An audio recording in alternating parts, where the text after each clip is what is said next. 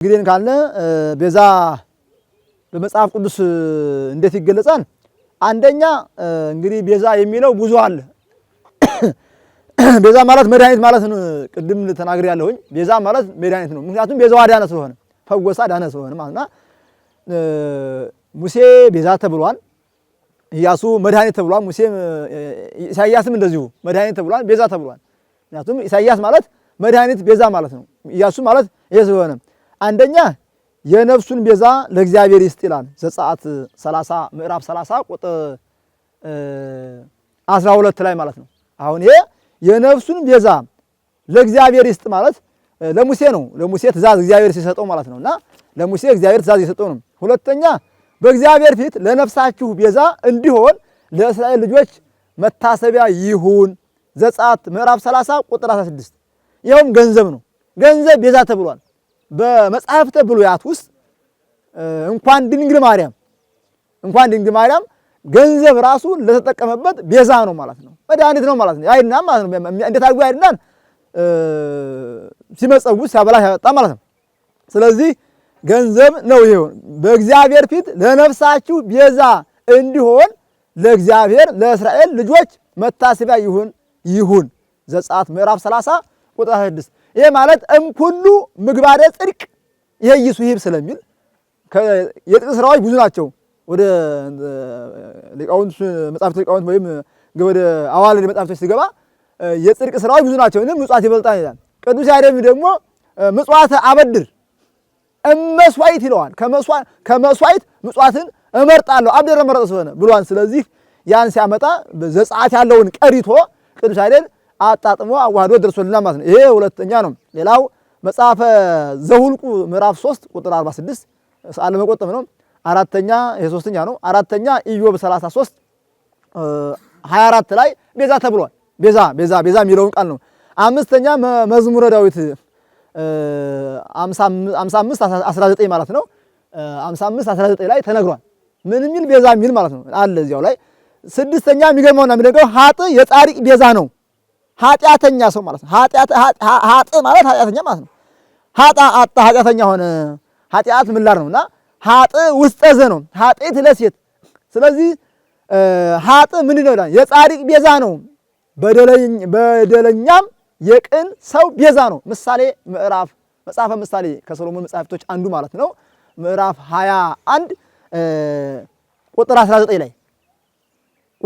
ላይ ኃጥእ የጻድቅ ቤዛ ነው፣ በደለኛም የቅን ሰው ቤዛ ነው። እኔ አልጻፉትም የለም ማለትም አይቻልም። መጽሐፍ ቅዱስ እዚያው ላይ አለ። ስለዚህ ምሳሌ 21 19 ላይ ይገኛል። ሌላው ኢሳይያስ 43 ምዕራፍ 43 ቁጥር 3 ላይ ቅድም ኢሳይያስ ማለት መድኃኒት ማለት ነው። ያውዘኝ ግሩም የሆነ ነብይ ነውና አምላክህ እግዚአብሔር መድኃኒትህ ነኝ። እኔ አምላክህ እግዚአብሔር መድኃኒትህ ነኝና ግብፅን ለአንተ ቤዛ አድርጌ ኢትዮጵያንና ሳባንም ቤዛ አድርጌ ሰጥቻለሁ ይላል። እንኳን ነቢያት፣ ጻድቃን፣ ሰማዕታት ድንግል ማርያም ቀርቶ ግብፅ ሀገር ማለት ነው ኢትዮጵያ ቤዛ ተብላለች። አሁን ኢሳይያስ ምዕራፍ 43 ቁጥር 3 ላይ ግብፅን ቤዛ አድርጌ አለ ኢትዮጵያንና ሳባን ቤዛ አድርጌ ሰጥቻለሁ ለአንተ ፈንታ ነው የሚለው። ሳባንም ለአንተ ፈንታ ሰጥቻለሁ። አሁን ምን ይሆን ይሄ?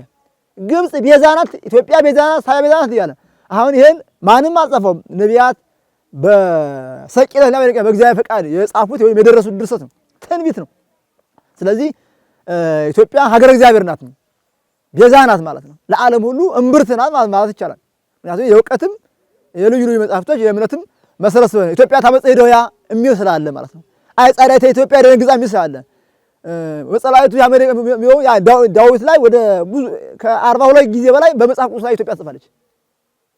42 ያውት 54 ጊዜ እኔ ያገኘኋት 54 ጊዜ ኢትዮጵያ የሚል አለ። ስለዚህ ቤዛ ናት ማለት ነው። ስለዚህ ኢሳይያስ እንደተናገረው አምላክህ እግዚአብሔር መድኃኒትህ ነኝ፣ ግብፅን ለአንተ ቤዛ አድርጌ ኢትዮጵያንና ሳባንም ለአንተ ፈንታ ሰጥቻለሁ ነው። ይሄ ሰባተኛ ነው። ስምንተኛ የሚገርመው ነገር መጽሐፈ ጦቢት ምዕራፍ 5 ቁጥር 18 ዘጠነኛ ማቴዎስ 16 ማለት ነው። አስረኛ እንዲሁም የሰው ልጅ ሊያገለግል ነፍሱን ለብዙዎች ቤዛ ሊሰጥ እንጂ ሊያገለግል አልመጣም። ማቴዎስ 20 28 ማቴዎስና ማርቆስ ተባብሮበታል ይሄን ቃል። ሁለቱም ሐዋርያት አንድ ነው። ቤዛ ለመባል ቤዛ የቤዛ ምንነትና ማንነት መነሻ መድረሻ ማለት ነው። ያው አንድ ስለሆነ 12ኛ እንዲሁም የሰውን ልጅ ሊያገለግል ነፍሱን ለብዙዎች ቤዛ ይሰጥ እንጂ ሊያገለግላት አልመጣም። ማርቆስ 10 ላይ ማለት ነው። ማርቆስና ማቴዎስ ተባብረው 13ኛ ሉቃስ 1:68 14ኛም እንደዚሁ ሉቃስ 2:38 15ኛ ሙሴን በቁጥቋጦ ቦታው ማለት ነው በታየው ሙሴን በቁጥቋጦ በታየው ማን የታየው? እግዚአብሔር የታየው ሙሴን በቁጥቋጦ በታየው በመልአኩ እጅ እግዚአብሔር ሹምና ቤዛ አድርጎ ላከው። ላኪታው ማን ነው? እግዚአብሔር ነው። ማንን? ሙሴ። ምን አድርጎ? ቤዛ አድርጎ። እንግዲህ ሙሴ ቤዛ ነው ማለት ነው። ስለዚህ ምዕራፉን ቁጥሩ ሐዋርያት ማለት ነው። ግብረ ሐዋርያት ምዕራፍ 7 ቁጥር 35 ላይ ሙሴን ቤዛ ብሎታል። በዘመነ ሐዲስ ማለት ነው። አሁን ኦሪት ነው ብለው እንዳይሉ ግብረ ሐዋርያት ላይ ያለ ነው። ሌላው 16ኛ ሮሜ 8:23 17ኛ ቀሌምንጦስ መጽሐፈ ቀሌምንጦስ ማለት ነው ምዕራፍ 5 ቁጥር 55 ማለት ነው። ሌላው 18ኛ ቀሌምንጦስ አሁንም 10:33 19ኛ ቸረኛ ስለ በጎቹ ቤዛ ሆኖ ሰውነቱን አሳልፎ ይሰጣልና ድርስቅልያ ምዕራፍ 6 ምን ይሁን አሁን ስለ ቤዛ ምን መጽሐፍ ድርስቅልያ ተባብሮበታል። መጽሐፍተ ሊቃውንት፣ መጽሐፍተ ሐዲሳት፣ መጽሐፍተ መነኮሳት፣ መጽሐፍተ ብሉያት ሌሎችም መጽሐፍቶች ማለት ነውና አሁን ድርስቅልያ ላይ ቸረኛ የተባለ እግዚአብሔር ወልድ ነው። ቸረኛ ስለ በጎቹ ቤዛ ሆኖ ሰውነቱን አሳልፎ ይሰጣል። ድርስቅልያ ምዕራፍ 6 ብያለሁ ቁጥር 34 ምን ይሁን አሁን ይሄ መጽሐፍ ስለ ድንግል ማርያም ስለ ቤዛ እነማን እንደተባሉ የሚያስረዳ ነው። 20ኛ ከመከራ ያድናቸው ዘንድ ስለርሱ ቤዛ አድርጎ ገንዘቡን ሁሉ የሚሰጥ ገንዘቡን ሁሉ ስለሱ ቤዛ አድርጎ ገንዘቡን ሁሉ የሚሰጥ እርሱ ብፁዕ ነው ጻድቅ ነው ማለት ነውና የክርስቶስ ወዳጅ ነው።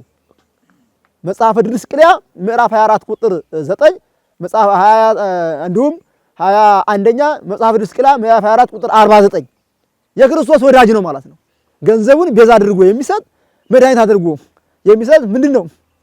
ቤዛ ነው ማለት ነው። የክርስቶስ ወዳጅ ነው። የሚገርም ነው። ደግሞ ይሄ ድርስቅልያ ላይ ያለው ቃል ከመከራ ያድናቸው ዘንድ ከመከራ የሚያድነው ምንድነው? ገንዘቡ ማለት ነው። ከመከራ ያድናቸው ዘንድ ስለ እርሱ ቤዛ አድርጎ ገንዘቡን ሁሉ የሚሰጥ እርሱ ብፁዕ ነው።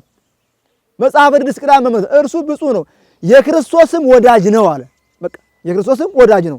ስለዚህ ድርስቅልያ 24:9 ላይ ነውና ይሄ ነው መድኃኒት። ቤዛ ማለት መድኃኒት ነው። ይሄን ብቻ አይደለም መድኃኒት ሌላም ያመሳችሁ እንኳን የመምህራን ብዛት የዓለም መድኃኒት ነው የሚሉ አዎ ንጽህና ቅድስና ያላቸው ዕውቀት ያላቸው ጳጳሳት፣ ካህናት፣ መምህራን እኒህን መጽሐፈ ጥበብ ምዕራፍ 6 ቁጥር 25 ላይ የመምህራን ብዛት የዓለም መድኃኒት ነው፣ የካህናት ብዛት የዓለም መድኃኒት ነው፣ የጳጳሳት ብዛት በንጽህና ቅድስና ዕውቀት የተሞላበትና ንጽህና የተሞላበት መምህርነት ካህናት ጵጵስና ሲሆን ጥሩ ነው። መጽሐፈ ጥበብ ምዕራፍ 6 ላይ ድርስቅልያ ምዕራፍ 30 ቁጥር 18 ሲራክ 38:4 ስለዚህ የመምህራን ብዛት የዓለም መድኃኒት ነው። እንኳን ቅድስት ድንግል ማርያም መምህራን መድኃኒት ተብለዋል። ምንድን የዓለም መድኃኒት እኛ አልጻፍ ነው እንዴ የተደረሰ እኮ ነው። በንጽህና በቅድስና የተደረሰ እግዚአብሔር ራሱ ያጻፋቸው ማለት ነው። ነቢያትን መሐረነ ሥጋዌሁ በነቢያት ላይ አድሮ ከሰማያ ሰማያት መውረዱን ከድንግል ማርያም መወለዱን አስተማረን ነው የሚለው መጽሐፋችን። ስለዚህ በነቢያት ላይ አድሮ የጻፈው መጽሐፍተ ብሉያት፣ መጽሐፍተ ሐዲሳት፣ መጽሐፍተ ሊቃውንት እነዚህም በዘመነ ሊቃውንት፣ በዘመነ ሐዋርያት፣ በዘመነ ካህናት የአንዱ መጽሐፍና ይሄ የመምህራን ብዛት የዓለም መድኃኒት ነው። መጽሐፈ ጥበብ ምዕራፍ 6 ቁጥር 25 ላይ ስለዚህ ይሄን ካልነ ስለ ቤዛ ብዙ መምህራኖች አሉ፣ ብዙ መጽሐፍቶች አሉ። አንብቡ አለ መጽሐፍ እምጥንታ እስከ ተፍጻሜታ ነው የሚለው ገበታ እስከ ገበታ እንደው ለቤተ ክርስቲያኗም ለኛም ለሀገራችንም ለሕይወታችንም ጉንፋን ከምንሆን በደንብ አንጎ መማር ማስተማር መሸምደድ መያዝ ነውና ማጥናት አለብን። ከዚህ በላይ አባቶቻችን ያመሰጥሩታል። ብዙ ሊቃውንቶች አሉና ይሄን ካሉኝ ከኔ በላይ ብዙ ምሁራኖች ስላሉ ያው በቤተ ክርስቲያኗ ስርዓትና ሕግ ቢፈጸም አሁን ይሄ ሁላ ቤዛዊተ ዓለም አትባልም ብሎ መድረክ ማስተማር ከአንድ የሃይማኖት አባት እንግዲህ አይጠበቅም እንደኔ ወይም እንደ ቤተ ክርስቲያኗ እንደ አባቶቻችንም ስርዓት ሕግ እንደ መጻሕፍቶችም። ምክንያቱም እኛ ብንል መጻሕፍቶች አሉ፣ በብራና የተጻፉ መጻሕፍቶች አሉ 401 ሺህ ዓመት የሞላቸው በብራና መጻሕፍት እንደ ቅርስ ሆነው ሙዚየም ላይ የተቀመጡ ያሉ መጻሕፍቶች አሉ። መልስ ይሰጣሉ እነዚያ እግዚአብሔር ይነግሮሙ ለሕዝቡ በመጽሐፍ ነው የሚለው። እኛ ባንናገር ባናስተምር እግዚአብሔር በመጽሐፍ ያስተምራቸው ይመክራቸዋልና ዕውቀትን፣ ንጽህናን፣ ቅድስናን እንግዲህ ሰሜን ወሎ ታላቅና አንጋፋ ሀገረ ስብከት ነው። አቡነ ቄርሎስ ትልቅ አባት ናቸው። በዕውቀትም በንጽህናም በቅድስናም በሃይማኖታቸው የማይደራደሩ በቤተ ክርስቲያን እንኳን ስለ ድንግል ማርያም ስለ ሀገራቸው ታላቅ አባት ናቸውና የመጀመሪያው ጳጳስ ናቸው። ለሰሜን ወሎ ሀገረ ስብከት የመጀመሪያ ጳጳስ ናቸው። ሰሜን ወሎ ራሱን ሲችል ማለት ነውና እንደሳቸው ያሉ አባቶች ብቃት ያላቸው እንዲሁም አቡነ ኤርምያስ ሌሎችም ብዙ አባቶች አሉ። አሁን ዝም ብሎ የውዳሴ ማርያም ሹመት ውዳሴ ማርያም ብቻ ተምሮ ሌላ የለም። ምክንያቱም ይሄን ሰዓታቱን ዝክረ ቃሉን አቡኑን ቢማሩት ኑሮ ቢጸልዩት ኑሮ ሰዓታት የሚቆሙ ቢሆን ይሄን አይናገሩም ነበር። አልተማሩትም ማለት ነው። ስላልተማሩት ነው። ቢማሩት ኑሮ ቤዛ ቤዛ ቤዛ ነፍሰ ሁሉ መዋቲ በሰማይ ነው እንዴ ይሄን እየጸለዩ ቤዛዊት አትባልም ማለት አይችሉም ነበር ቢጸልዩት ማለት ነው። ስለዚህ ከመጠንጠም መማር ነው። መጀመሪያ ቢማሩ ለመሾም እንደ ፍትሐ ነገሥት ላይ አንቀጽ 4 ላይ ስለ ጵጵስና ሹመት ያመጣን። እኔ ስለሱ አባቶቻችን ስለሚናገሩት ሊቃውንት ጉባኤ አለ።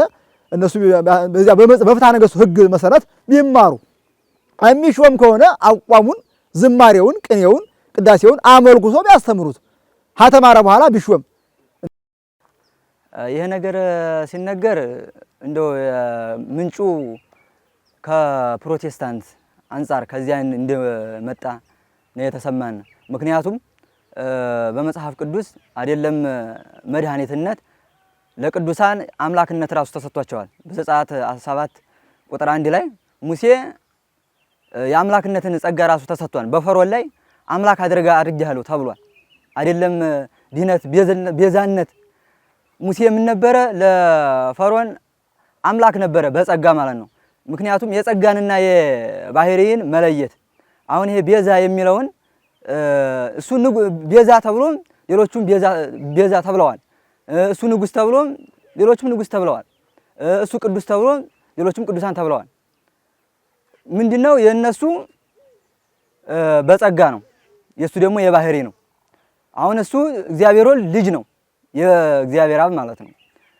እኛ ደግሞ ልጆች ተብለናል። እኛ የጸጋ ነው፣ የነሱ ደግሞ የሱ ደግሞ የባህሪ ነው። ይህን በመለየት ሁኔታ ቢሆን። እሺ፣ ያው ስሜ መምህር አብርሃም ደጀን እባላለሁ። በዚህ በመጋቤ ምስጢር የእንታ ፍሬ ስብሐት ጉባኤ ተምሬ ለመምህርነት የበቃው ነኝ። እንግዲህ ጥያቄው ያው እንደተባለ እመቤታችን ድንግል ማርያም ቤዛ አትባልም ሲባል በጣም እጅግ ሕሊናን እንደ ሾህ ሆኖ የሚወጋ አእምሮን የሚያደማ ነው ቃሉ ማለት ነው ሲሰማ። ለምን ሲባል እመቤታችን ድንግል ማርያም ቤዛ ብትባል የሚያንሳት ወይም ደግሞ የሚበዛባት አይደለም። እንደውም ስለ እመቤታችን ሊቃውንቱ አመስግነን ከአእምሮአችን በላይ እንደው ሊቁ አባ ሕርያቆስ ምንድነው ያለው? እየመሰለ በተለያየ በቃ ደግ በሆነው ነገር እየመሰለ ከመጣ በኋላ ኦ ማርያም በመኑ በአምሳለ መኑን አስተማስተለኪ፣ ማርያም ሆይ አንቺን በማንና በማን እንመስልሻለን? ምክንያቱም እመቤታችን ድንግል ማርያም ከፍጡራን በላይ ስለሆነች ፍጡራን በሷ ቢመሰሉ ለሷ አቻ የሆኑ ምሳሌ ስለማይሆኑ ኦ ማርያም በመኑ በአምሳለ መኑ ናስተማስተለኪ፣ በማንና በማን እንመስልሻለን? የሶሎሞን አክሊል ነሽ፣ የዳዊት መሰንቆ ነሽ እያለ ዝርዝር ሐሳቡን ካመጣ በኋላ ነው ይሄን ኃይለ ቃል የተናገረውና ለእመቤታችን ቤዛ መባል የሚያንስ እንጂ የሚበዛ አይደለም። ስለዚህ ይሄ እመቤታችን ቤዛ አትባልም የሚለው ቃል ሲስተማ በጣም እኔ ለራሴ አይምሮዬን የሚያደማ ሕሊናዬን ደግሞ የሚያቆስል ነው። ቤዛ መባሉ ግን ወንድሜ እንዳለው ያው ደረጃ ይኖረዋል። ፈጣሪ የባህሪ ነው፣ የእርሱ የባህሪ ነው። የእመቤታችን ግን የጸጋ ነው። ግን ደግሞ በጸጋ ብዙዎች ቤዛ ተብለዋል። ብዙዎች ከተባሉት ቤዛ በላይ ናት እመቤታችን ድንግል ማርያም ማለት ነው። ለምሳሌ ካህናት አማልክት ይላቸዋል። አማልክት አንትሙ ወደ ይቀልዑል ኩልክሙ፣ እናንተ አማልክት ናችሁ ይላል ካህናትን ማለት ነው። ይፈርዳሉ፣ ይገዛሉ፣ ይሰራሉ፣ ይመራሉ ማለት ነው። ስለዚህ አምላክነቱ ግን ያው እንደሱ ነው ማለት አይቻልም። እመቤታችን አሁን ለምሳሌ እነ ሙሴ ቤዛ እንደተባሉ ገንዘብ ቤዛ ከሆነ ሌላ በዓለሙ ላይ በፍጥረቱ ላይ ብዙ ቤዛ የሚባል ነገር ቢኖር ከዚያ በላይ ናት እመቤታችን ድንግል ማርያም ማለት ነው። ቤዛነቷ አቻ የሌለው ወደር የሌለው ምሳሌ የሌለው ከፍጥረቱ ሁሉ በላይ ስለሆነ ይሄ ቃል የተነገረው ዳሂፀ ልሳንም ወይም ካለማወቅ ወይም ደግሞ ከምንፍቅና እንጂ ትክክለኛ ከቤተ ክርስቲያን አስተምህሮ አይደለም። ምክንያቱም ሐዋርያው ቅዱስ ጳውሎስ የተናገረው ኃይለ ቃል አለ። እኛ ካስተማርናችሁ ውጭ ከሰማይ መልአክ ወርዶ ቢነግራችሁ አትቀበሉ ተብሏል። እና አባ ጊዮርጊስ ካስተማሩት በላይ እነ ቅዱስ ያሬድ ካስተማሩት በላይ ሌላ ሰው መጥቶ እመቤታችን ቤዛ አትባልም ቢለን እኛም እንሰማው አይደለም። ምክንያቱም ከቅዱስ ያሬድ የሚበልጥ የለም፣ ከአባ ጊዮርጊስ ዘጋስጫ የሚበልጥ የለም፣ ከቅዱሳን ሐዋርያት የሚበልጥ ከቅዱሳን ነቢያት የሚበልጥ የለም። እነ ነብዩ ኢሳይያስ እመቤታችንን ዘር እንዳስቀርልን ከዚህ አንስቶ እኮ ነው አባ ጽጌ ድንግል ከመሶዶም ኮኖ ከመገሞራ እመሰልና ያለ። እመቤታችን ባትኖር፣ እመቤታችን ባትፈጠር፣ እመቤታችንን ባይሰጠን እግዚአብሔር እኛ በኃጢአት እንደ ሰዶም እንደ ገሞራ በጠፋን በተደመሰስ ነበር ያለው ከነብዩ ከኢሳይያስ አንስቶ ነው። ትንቢተ ኢሳይያስ ምዕራፍ 1 ላይ የሚገኝ ኃይለ ቃል ነው። ስለዚህ ነቢያት፣ ሐዋርያት፣ ጻድቃን፣ ሰማዕታት፣ ሊቃውንት እመቤታችን ቤዛ ዓለም እንደሆነች ዘፈጠረ ለቤዛ ዓለሙ እያለ ሊቁ የተናገረውን ይህንን እያየን ይህንን እየተመለከትን ቤተክርስቲያን ሁል ጊዜ አንደበቷ ሳይዘጋ ሁል ጊዜ እየተናገረች ሁል ጊዜ ማለት ነው። ጧትም ይነገራል፣ ከሰዓትም ይነገራል። ጧት በኪዳን ከሰዓት በቅዳሴ ማታ በሰርክ ጉባኤ ሁል ጊዜም ቤተክርስቲያን ሌሊት በማህሌት በሰዓታት እመቤታችንን ቤዛዊት ዓለም ቤዛ ዓለም እያለች እመቤታችን ቤዛ አትባልም የሚል ሰው ቢመጣ ይሄ እንደ ሞኝነት እንዳለማወቅ ወይም ደግሞ ክህደትና ምንፍቅና ነው ብለን እናስባለን እንጂ ይሄ ትክክለኛ የቤተክርስቲያን አስተምህሮ ወይም ደግሞ የቤተክርስቲያን ቃል አይደለም። ስለዚህ ምእመናንን እመቤታችን ቤዛ መሆኗን ያው ማስተማር መምከር ነው የሚያውቅ ሰው እንጂ ይሄ በጣም የተሳሳተና እጅግ አይምሮ የሚያደማ ነው ብዬ ነው የማስበው። እሺ እንግዲህ የዛሬው ዝግጅታችን የተከታተላችሁትን ይመስላል። በሌላ ጊዜ በሌላ መርሃ ግብር እንገናኛለን። ቸር ሰንብቱ።